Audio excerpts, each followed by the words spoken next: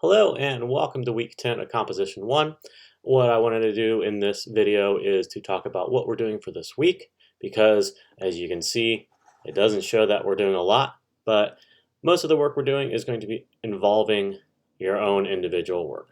So our goals for this week are to complete a draft of our research narrative. So that's why I have no other reading assignments because we are going to continue our research. We're going to submit that and submit the draft to Turnitin for me to review.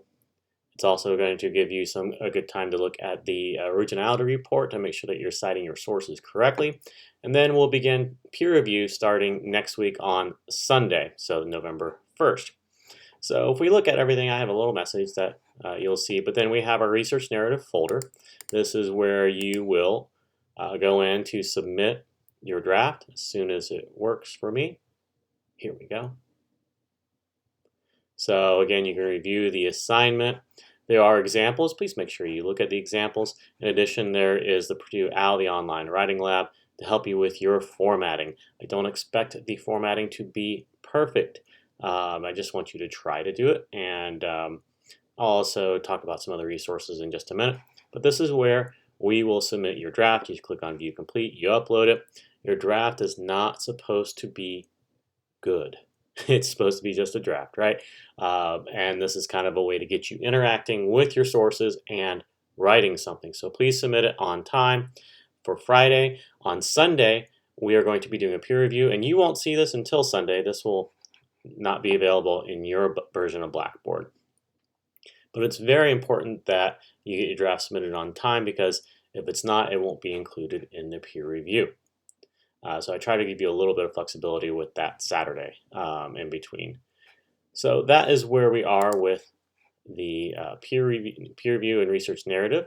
So I do have some videos on the example, one of the examples, and this is also in the research narrative folder, but if you just want to click on this and hear me talk about what makes a decent research narrative, you can look at that and it'll be helpful.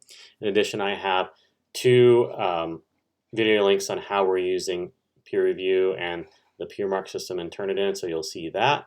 I'll make sure I post these for next week as well.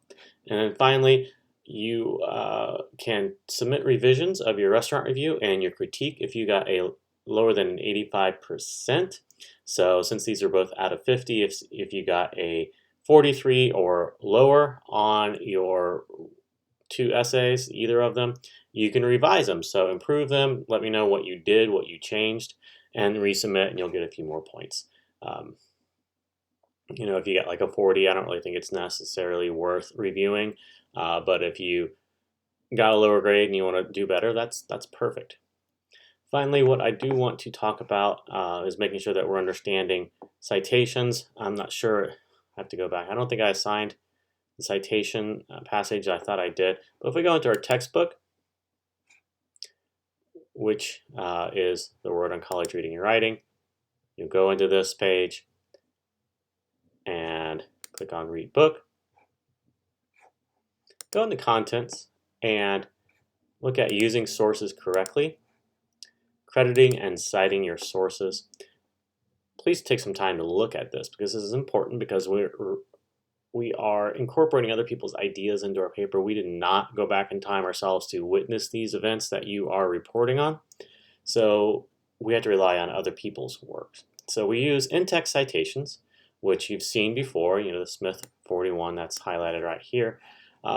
Right here, this talks about the idea of creating a signal phrase and either paraphrasing, which is restating somebody's ideas in your own words, or quoting, which is using that information as a whole piece of information taken from the paper. So make sure you look at these, and that's really going to be important. I should be able to know where every single piece of information you use comes from, whether you state it as a signal phrase with attributive language, this author says this, or you do it as a citation. So those are the two important things, and I'll be hounding you on it in your draft, and that's okay. Hopefully by now you've gotten some practice using your summaries and doing that sort of stuff, so just think about doing these sorts of things. That is what we're doing for, hello Mail, that's what we're doing for this week in Composition 1. Sorry, I can't think and do things at the same time. So that is kind of where we are. Please have a good week. Let me know if you have questions, and I'll see you around.